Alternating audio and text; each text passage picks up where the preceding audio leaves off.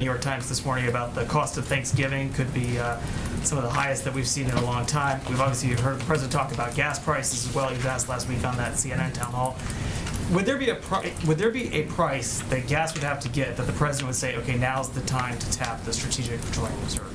Well, the president reserves a range of options, and he is certainly quite mindful of the impact of any increased cost on the American public. There are a range of factors here which we could delve into, but I will say that on gas prices, one of the issues that Jake referenced, and obviously as we have more details on what this may look like, we'll share it with all of you, is being able to raise our concern and the president's concern about supply issues as it relates to oil, and that's something that certainly he can do on the international stage, and there's a power of the President of the United States engaging on that front. That issue has been raised at Jake's level, at a range of levels throughout government, but certainly the supply and OPEC and putting additional pressure on OPEC is something that certainly our national security team will continue to do.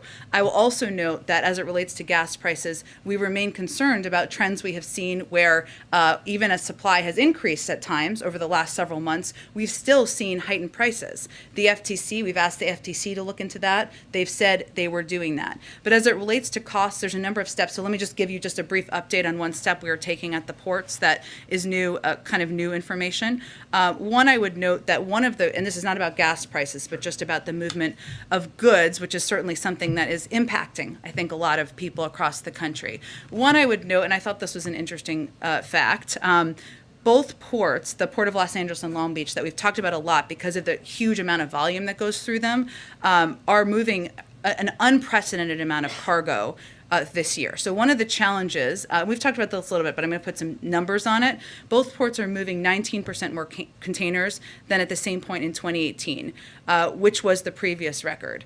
And the ports remain on target to outpace the previous record of 17.5 million containers processed in 2018. That's because of a range of factors. People are buying more things online. People are in a better, not everyone, but a lot of people, data-wise, across the American public, are in a better financial situation than they were a year ago, so they're purchasing more goods. And what we're seeing right now are terminals are filled with containers that have been sitting around for days without getting picked up, and that holding goods in these containers, and that is obviously a challenge. So yesterday, I just wanted to note that the ports announced they will address this problem and no longer let carriers use the ports as warehouse space, and this will hopefully help move things a little bit more quickly. And starting on November 1st, for the first time, the ports will charge carriers $100 per container scheduled to be moved by truck that has sat on that port for 9 days and more, and $100 per container scheduled to be moved by rail that has dwelled 3 days or more.